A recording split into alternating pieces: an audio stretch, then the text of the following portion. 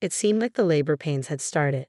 As a first-time mom, I was filled with anxiety, especially since I was so far from my hometown and returning for the birth wasn't an option.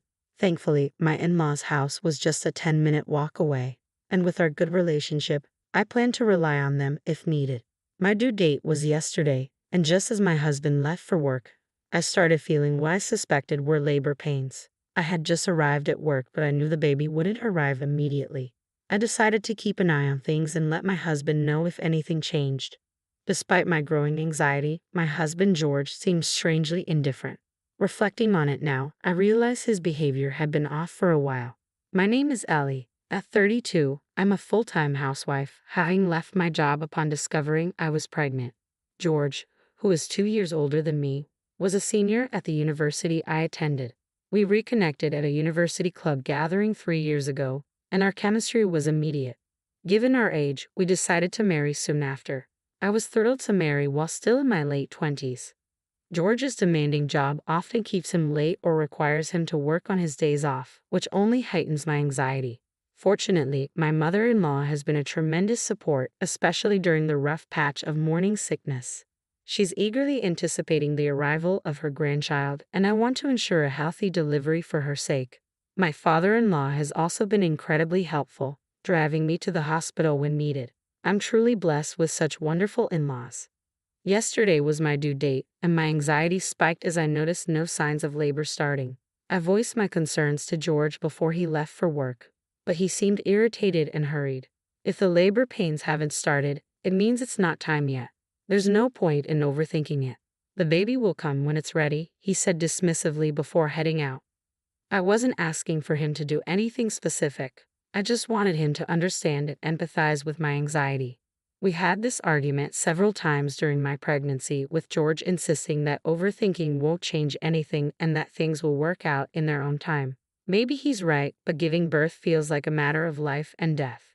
His indifference during my severe morning sickness and painful contractions only added to my frustration. When we first discovered I was pregnant, George was overjoyed. I vividly remember his excitement when we went shopping for baby supplies together. He was thrilled at the prospect of becoming a dad. However, as time went on, his attitude shifted. By the time I reached the stable phase of my pregnancy, he had become noticeably distant. It might have been because work was particularly demanding, but I wished he would be more attentive and caring. Despite these feelings, I've managed to get through each day. Even today, a day past my due date, George left for work with his usual demeanor. Despite my frustrations, I focused on the well-being of our baby and managed to see him off with a calm expression. About an hour later, I began experiencing what felt like labor pains. I called the hospital, but they advised me to wait since my contractions were still spaced apart. I packed my hospital bag and tried to rest while keeping an eye on the time. By the afternoon, the contractions became more frequent, so I took a taxi to the hospital. I attempted to call George, but he didn't answer, so I sent him an email before admitting myself. Since my in-laws were at work, I couldn't rely on them for support.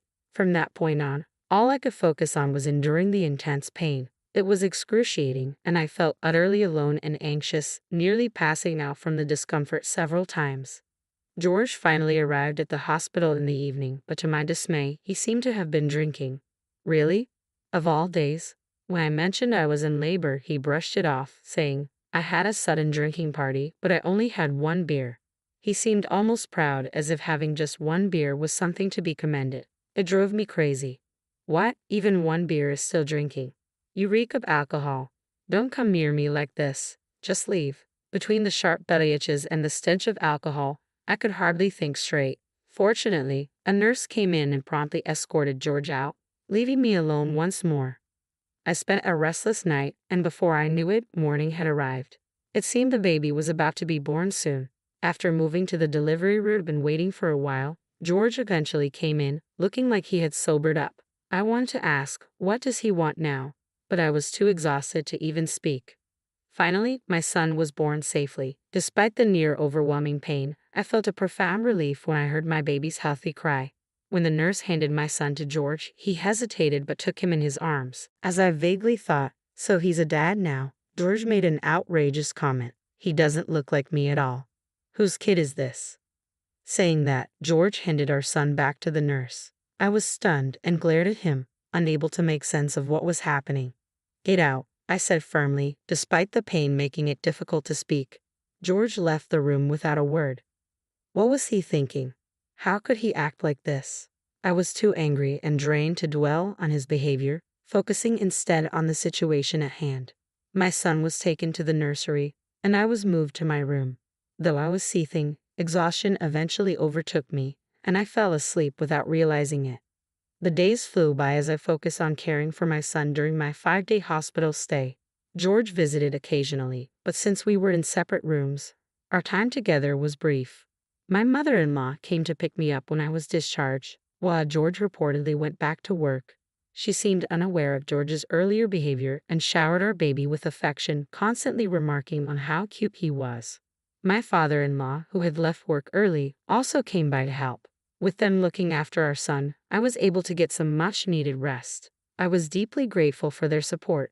In the evening, while my mother-in-law was preparing dinner, George came home. I greeted him with a welcome back, but he responded coldly and without warmth. As soon as he entered the living room, he pulled an envelope from his bag, completely ignoring our son. With a smirk, he called me over. "Ellie, I need to talk to you." I was already irritated by his demeanor, but what happened next was even more shocking. George pulled out some documents from an envelope and shoved them in my face. "I had it tested. The baby isn't mine, so we're getting a divorce. This proves your affair." I let out a stunned gasp, and my mother-in-law's cooking came to a halt. My father-in-law, who was holding our son, froze in disbelief, staring at George. Despite the stunned silence that filled the room, George looked utterly smug. When my son was born, I couldn't shake the feeling that he didn't resemble me at all. Out of curiosity, I decided to secretly have a DNA test done. When the results came in, George insisted we review them together. He handed me the document, which was filled with complex terminology and numbers. I zeroed in on a key sentence. "The tested individual cannot be excluded as the biological father." "George, cannot be excluded means I'm the father, right?" "What?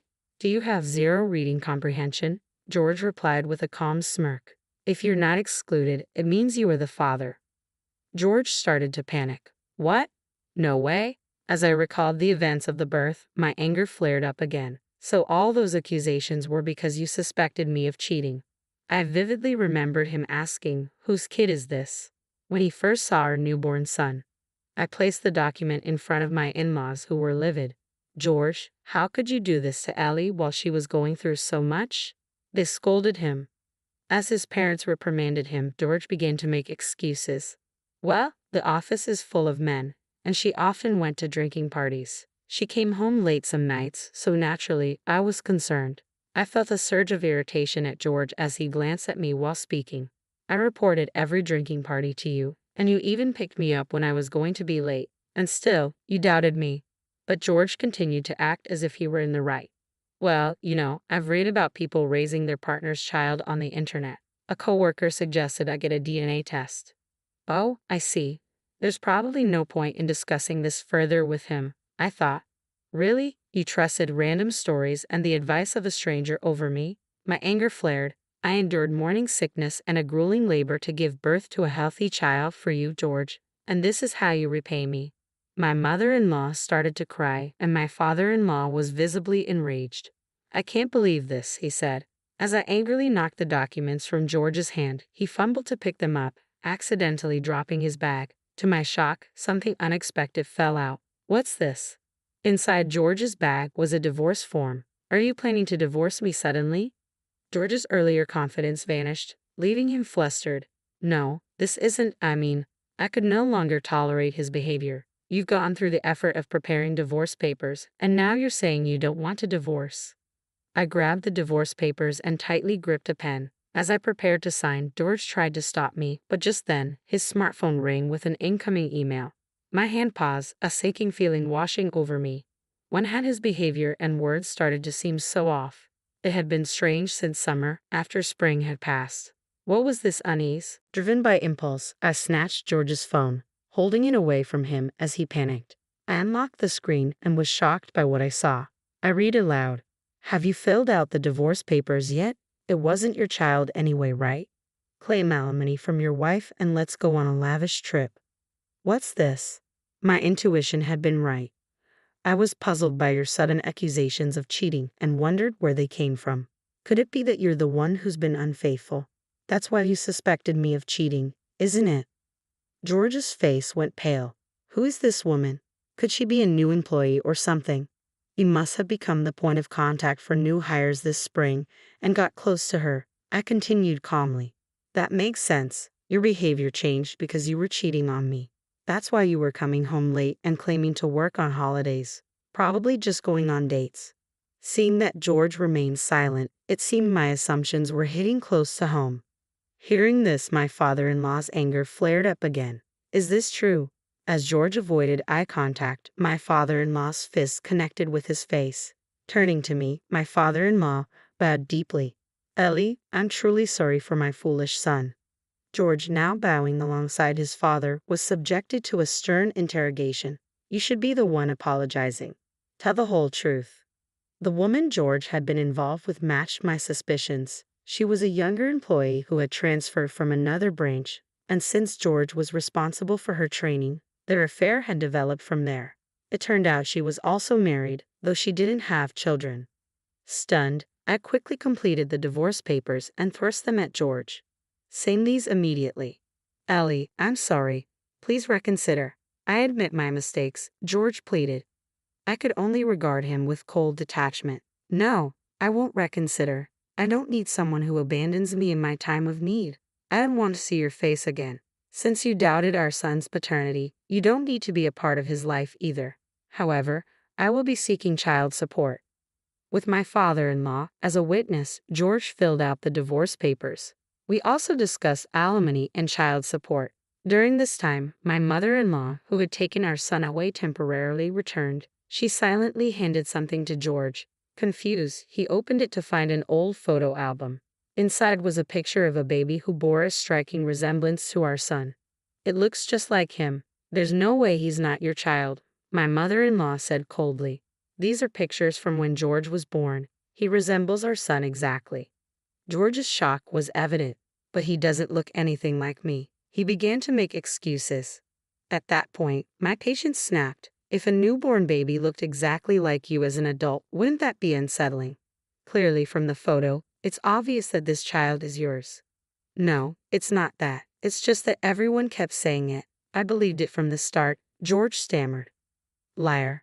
If you truly believed it, you wouldn't have demanded a DNA test. You're always shifting the blame. Take responsibility for your actions. You neglected your pregnant wife and had an affair. That's a fact. And now you're letting your mistress sway you, ducking your wife, and conducting a DNA test on your own child. Is there any sincerity in any of this? No. I was suffering while you were unfaithful. I'm not so generous as to forgive such betrayal. I let loose on George without pausing for breath. Despite his constant apologies, I couldn't find it in me to forgive him, and we proceeded with the divorce. The rumors about George's affairs quickly spread at work, making his job increasingly difficult and leading to a series of mistakes. Consequently, he was transferred to a different branch in Nebraska. I considered moving back to my parents' house, but given the challenges of traveling long distances postpartum, I decided to stay in George's now empty family home. My son is growing up healthy here, and I'm settling in well. George's parents gave him a severe reprimand, and he's been using his savings to pay alimony, closely monitored by my father-in-law. He makes his payments every month. We also pursued damages from the woman he had the affair with. Her husband discovered the betrayal, leading to their divorce. I heard she's now working at a bar.